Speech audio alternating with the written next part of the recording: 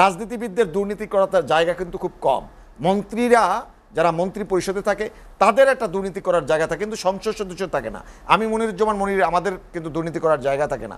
দুর্নীতির জায়গাগুলো আমলাতন্ত্রের যে বিষয়গুলো আছে সেইখানেই দুর্নীতির বিষয়, এবং সেক্ষেত্রে কিন্তু আমাদের দলের সিনিয়র নেতারা কিন্তু সোচ্চার, মাননীয় প্রধানমন্ত্রী সোচ্চার। আমরা কিন্তু দুর্নীতিকে অ্যাড্রেস করছি, দুর্নীতিকে দমন করতে চাচ্ছি। মনিরুজ্জামান মনির ভাই কি বলবেন?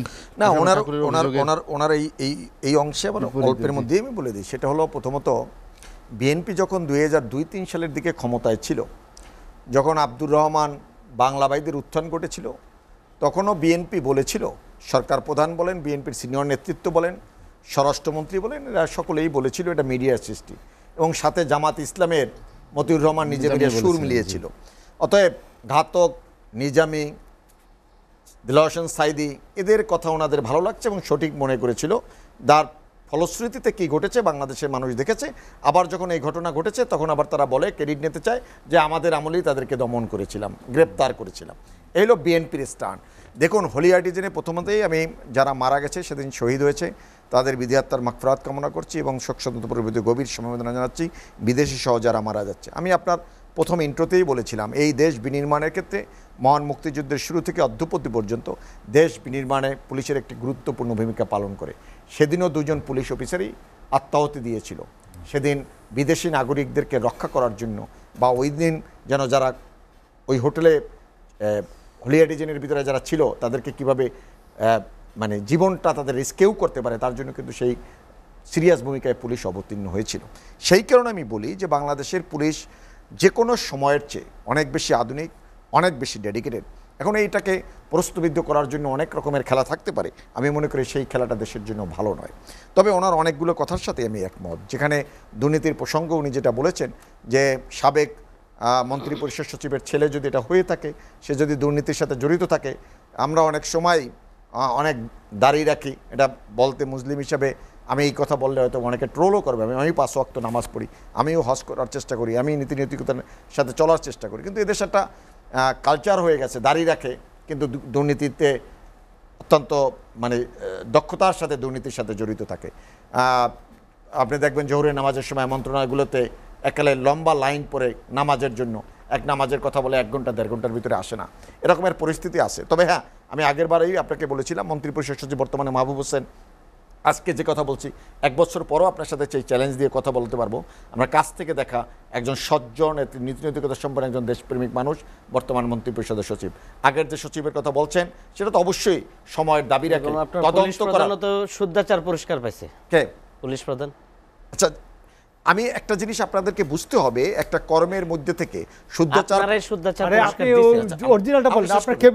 আমার যে ক্যাবিনেট সেক্রেটারি বর্তমান যে যার কথা উনি বলছেন দাড়িওয়ালা, সকল আমরা তাকে চিনি, আমরা আসলে এইভাবেই মনে করি। কিন্তু যেহেতু এই ঘটনা আপনি উপস্থাপন করেছেন, সেক্ষেত্রে তো অবশ্যই আমি গোয়েন্দা সংস্থাগুলোর কাছে দাবি রাখবো, বা দুদকের কাছে দাবি থাকবে যে তারা, উনি একটা ইম্পর্টেন্ট কথা বলেছে, যখন তারা চাকরিরত থাকে তখন কেন তাদেরকে ধরা যায় না, এটাও দেখা উচিত। যে কারণে আমাদের নেতা মাহবুবুল আলম হানিফ সাহেব কিন্তু একদম টু দ্য পয়েন্টে দুর্নীতি কোথায় কোথায় হয় এবং প্রতি বছর তাদের হলফনামার কথা বলা হয়েছে। রাজনীতিবিদদের দুর্নীতি করার জায়গা কিন্তু খুব কম। মন্ত্রীরা যারা মন্ত্রী পরিষদে থাকে তাদের একটা দুর্নীতি করার জায়গা থাকে, কিন্তু সংসদ সদস্য থাকে না। আমি মনিরুজ্জামান মনির, আমাদের কিন্তু দুর্নীতি করার জায়গা থাকে না। দুর্নীতির জায়গাগুলো আমলাতন্ত্রের যে বিষয়গুলো আছে সেইখানেই দুর্নীতির বিষয়, এবং সেক্ষেত্রে কিন্তু আমাদের দলের সিনিয়র নেতারা কিন্তু সোচ্চার, মাননীয় প্রধানমন্ত্রী সোচ্চার। আমরা কিন্তু দুর্নীতিকে অ্যাড্রেস করছি, দুর্নীতিকে দমন করতে চাচ্ছি। সেক্ষেত্রে আমাদের সকলের সামনে এগিয়ে আসতে হবে। অযথা আমাদের কেউকে প্যানিক না করে আমাদেরকে সত্যিকার অর্থে একটা দুর্নীতিমুক্ত বাংলাদেশ আমরা বিনির্মাণ করতে চাই। বঙ্গবন্ধু কন্যা শেখ হাসিনা কাজ করতে চাচ্ছেন, সেখানে সেই কাজে আমরা সহায়ক শক্তি হিসেবে কাজ করি। এখন আসেন, ওনাকে আমি কয়েকটা বিষয়ে চ্যালেঞ্জ দিচ্ছি। প্রথমত, শিক্ষক এবং পুলিশের ক্ষেত্রে এখন আর কোনো দুর্নীতি হয় না। একটা পরীক্ষা, পরিপূর্ণভাবে পরীক্ষার মধ্য থেকে চাকরি হয়। এদেশে এই শিক্ষকের ক্ষেত্রে কোনো সুযোগই নেই দুর্নীতি করার, এগুলো আপনাদেরকে বুঝতে হবে। আমরা গত 16 বছর বঙ্গবন্ধু কন্যা শেখ হাসিনা দেশ সেবা করছেন, রাষ্ট্রযন্ত্র চালাবার একটা সুযোগ আমরা পেয়েছি, সেটা যথার্থভাবে চালাচ্ছি। কোনো সন্তানকে এখন দেখবেন, একজন কৃষকের সন্তান, একজন একদম পিওর কৃষক, আমার বা জাহিদ সাহেবের বাড়িতে কাজ করে, তার ছেলেও কিন্তু এখন পুলিশে কনস্টেবল বা সাব ইন্সপেক্টর হচ্ছে, এবং সে কিন্তু ফেসবুকে স্ট্যাটাস দিচ্ছে আমি কোনো একটা চা না খাইয়েও চাকরি পাচ্ছি। এটা কিন্তু এই সরকারের আমলে। দুর্নীতিতে সাব ইন্সপেক্টর নিয়োগ একদম হাওয়া ভবনের এসে পরীক্ষা দিয়ে শিবির জামাত ইসলামদেরকে চাকরি তারেক রহমান দিয়েছিল। আমি কয়েকটা কথা আপনাদের বলতে চাই। আপনি বলছেন মতিউর রহমান, মতিউর কি আজকের তৈরি? বাংলাদেশের আপনার টেলিভিশনে তো সে মতিউর রহমান বলেছে যে মতিউরকে ট্রান্সফার যেন না করা হয় তার জন্য মঈনু আহমেদ পর্যন্ত ফোন করেছিল, মাসুদ উদ্দিন চৌধুরী ফোন করেছিল, আপনার নেতা, আপনাদের প্রেসিডিয়াম সদস্য, সে পর্যন্ত ফোন করেছিল। অতএব এই মতিউর আজকের তৈরি না, এই মতিউররা বিএনপি জামাত জাতীয় পার্টির আমল থেকে তৈরি। আজকের আমরা বরঞ্চ এই মতিউরদেরকে আইনের মুখোমুখি করছি। একটা ছাগলকাণ্ডের মধ্য থেকে নৈতিকতার জায়গায় কোথায় দাঁড়িয়েছে। আজকে আমার সন্তান মনস্তাত্ত্বিকভাবে আমরা এই সমাজ কিভাবে নষ্ট করেছে, যেটা আমাদের মাহবুবুল আলম হানিফ সাহেব বলেছে, একটা ছাগলের দাম 15 লক্ষ টাকা, ভাবা যায়? একটা গরু 1 কোটি টাকা, কিভাবে আমার আগামী প্রজন্মকে ধ্বংস করতে চাচ্ছে। এই সাদেক যে অ্যাগ্রো, ওর মালিককে গ্রেফতার করা উচিত। কিভাবে একটা মানুষ 1 কোটি টাকা দিয়ে একটা গরু কেনে?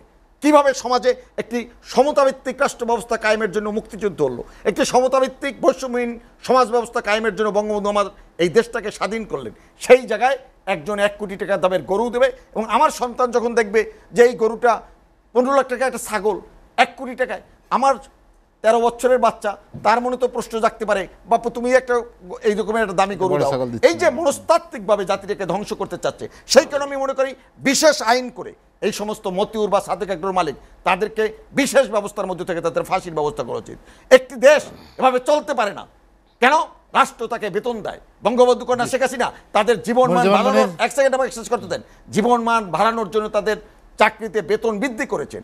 তাদের একজন ডিএস হলেছে ট্যাক্স মানে সুদবিহীন গাড়ি ব্যাংক লোন পায়।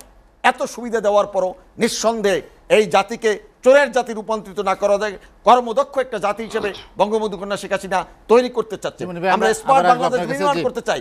সেই কারণে আমরা গণহারে সবাইকে একই পাল্লায় না মেপে যারা যারা আপনি যেভাবে বলছেন টু দ্য পয়েন্ট, এই রকমের যদি সাবেক মন্ত্রিপরিষদ সচিব সে বা তার ছেলে তার ক্ষমতা বলে যদি দুর্নীতি তার ছেলে করে থাকে, সেখান থেকে যদি বিজনেস চাইনিজ করে থাকে, আমিও আপনার সাথে সোচ্চার কণ্ঠে আমি মনে করব এখান থেকে টেলিভিশনে দাঁড়িয়ে আমার দলের শীর্ষ পর্যায়ের নেতার থেকে এবং আইন শৃঙ্খলা এবং গোয়েন্দা সংস্থাগুলোর উচিত, ওনার আনোয়ারুল হক সাহেব সম্ভবত আপনি বোধহয় তার নাম বলতে চাচ্ছেন, আনোয়ারুল হক সাহেব থেকেও তাকেও আনা উচিত বলে আমি মনে করি। কারণ দুর্নীতির ব্যাপারে আমাদেরকে সোচ্চার হতে হবে। মনির, আমি আপনার কাছে আবার আসবো। Design, elegance, beauty. Sir pack করে দিব স্যার? হ্যাঁ, এতটুকুতেই হবে। সেরা পণ্য সবার জন্য। আমি আলোচনা শেষ করবো মনির ভাই, আলোচনার শেষ দিকে চলে এসেছি। বাজেট নিয়ে সমালোচনা করছিলেন মোশাররফ ঠাকুর। আমি ওটা বাজেটে লম্বা আলোচনা, বাজেট বিশেষজ্ঞ আমি না, তবে আমি কয়েকটা কথা মোটা দাগে বলি। সেটা হলো, প্রথমত উনি তো কালো টাকাকে ফোকাস করেছে, সেই জায়গাটাতে বলি, এবং ওনারা দুর্নীতির ব্যাপারে দুজনেই বলেছেন। তো বাংলাদেশে প্রথম অপ্রদর্শিত বা কালো টাকা হোয়াইট করা, কালো টাকা বৈধ করা, এটা রাজনৈতিক নেতা হিসেবে সাবেক প্রধানমন্ত্রী, সাবেক বিরোধী দলের নেত্রী, বিএনপি চেয়ারপারসন বেগম খালেদা জিয়া প্রথম কালো টাকা সাদা করেছিলেন এবং প্রয়াত অর্থমন্ত্রী সাইফুর রহমান সাহেব কালো টাকা সাদা করেছিলেন। তো এক্সাম্পল দুটো বিএনপি নামক রাজনৈতিক দলের সাথেই যায়।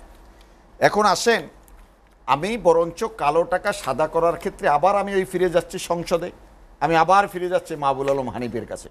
উনি কিন্তু সংসদে দাঁড়িয়ে কালো টাকা সাদা করার ক্ষেত্রে উনি বলেছে যে 15% নয়, তাদের ক্ষেত্রে বেশি ধার্য করা উচিত। এবং এটা বাংলাদেশের সকল মানুষ স্বীকার করে যে যদি তাদেরকে এই ব্যাড মানিটা যদি আপনার আমাদেরকে স্বাভাবিক প্রক্রিয়ার মধ্যে নিয়ে আসতে চান, সেক্ষেত্রে তারা যেন বেশি ট্যাক্স দেয়। নিয়মিত ট্যাক্স আমি বা ঠাকুরবাই দেবো বা আকাশ সাহেব দিচ্ছেন, এই ট্যাক্স আমরা যেভাবে দেই তার চেয়ে বরঞ্চ যারা এই অপ্রদর্শিত আয় বা অবৈধ টাকা বা কালো টাকা যে নামেই ডাকেন না কেন, তাদের ক্ষেত্রে সরকার বেশি চার্জ করা উচিত বলে আমি মনে করি। এখন আসেন, মিস্টার আকাশ কয়েকটা কথা বলেছেন। বাংলাদেশের রিজার্ভ আবার $27 বিলিয়ন এসে গেছে, আর আপনি বলেছেন বাংলাদেশের মৌলিক অধিকার পরিপূর্ণ হচ্ছে না। বাংলাদেশ 2009 সাল থেকে আজকে পর্যন্ত আপনি অর্থনৈতিক আকার যদি দেখেন, 2009 সালে এই বাংলাদেশের অর্থনীতি ছিল গোটা বিশ্বের দুনিয়ায় 63তম অর্থনীতির দেশ। আজকের বাংলাদেশ গোটা দুনিয়ায় বিশ্বের পাওয়ারফুল অর্থনীতি দেশের 33তম অবস্থান করছে। আমার জিডিপি বৃদ্ধি পেয়েছে, আমার পার ক্যাপিটাল ইনকাম বৃদ্ধি পেয়েছে। আজকের যে বিক্ষোভ গুলশানে, তার পরেও স্যান্ডেল আছে, জুতো আছে। আমার ঋণ বৃদ্ধি পেয়েছে। এক সেকেন্ড আপনাদের মতো এই রকমের তথাকথিত মানুষ যারা এসে কথা বলে, দুর্নীতির কথা বলেন, অমুক বলেন, তমুক বলেন, আপনার দলের চেয়ারম্যান সহ অনেকের ব্যক্তিগত লক্ষ জীবনে কি কি রিকশাওয়ালা দুর্নীতি করে, বৃদ্ধি পেয়েছে। এক সেকেন্ড শেষ করতে দেন আমাকে। আপনার কয়েক কথা লোকের বলতে- চাকরি হারিয়েছে। আপনার এই যে মৌলিক বলেন। অধিকারের কথা বলেন, যখন করোনা হয়েছিল বিএনপি এবং আপনারা বলেছিলেন লাখ লাখ মানুষ না খেয়ে মারা যাবে। বঙ্গবন্ধু কন্যা রাষ্ট্রনায়ক শেখ হাসিনার আমলে, শাসন আমলে, তার দেশ সেবা করার সময় কোনো একটি মানুষ না খেয়ে মারা যায়নি। বাংলাদেশের সকল মানুষকে সরকার তার নিজস্ব অর্থায়নে তাদেরকে চিকিৎসার ব্যবস্থা করেছে এবং বঙ্গবন্ধু কন্যা শেখ হাসিনার নেতৃত্বে এই দেশ হেঁটেছে বিদায় আজকের বাংলাদেশ কোভিড মোকাবেলায় বাংলাদেশের অন্যতম একটি দেশ যারা সাকসেসফুলি কোভিড মোকাবেলা করেছে। এই কথাগুলো সমালোচনা করার আগে এই কথাগুলো বলতে হবে। মৌলিক অধিকারের ক্ষেত্রে শিক্ষা আছে, স্বাস্থ্য আছে। আজকে স্বাস্থ্য এবং শিক্ষায় বাংলাদেশ আজকে শিক্ষা ক্ষেত্রে কত পার্সেন্টেজ সেটা কি আপনার জানা আছে?